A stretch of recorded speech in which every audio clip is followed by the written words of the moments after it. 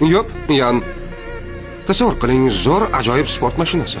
Lamborghini'da siz to'satdan to'xtab kapotni ochasiz-da, uzatmalar qutisi, taqsimlagich, mayda-chuyda vintlarni olib tashlaysiz. Ba'zi simlarni qirqib, boshqalarini uzib tashlaysiz. Shunchaki albatta hazillashib. Lekin mashina baribir yurishda davom etadi. Aql bovar qilmas holat, to'g'rimi? Temir uyumi uchun aql bovar qilmas, ammo inson tanasi xuddi shunday ishlaydi.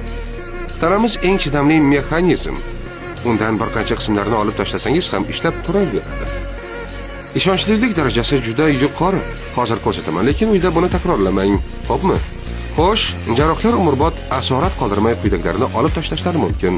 Bitta o'pka, taloq, u chap tomonda o'pka ostida joylashgan. Bitta buyrak va o't pufagi.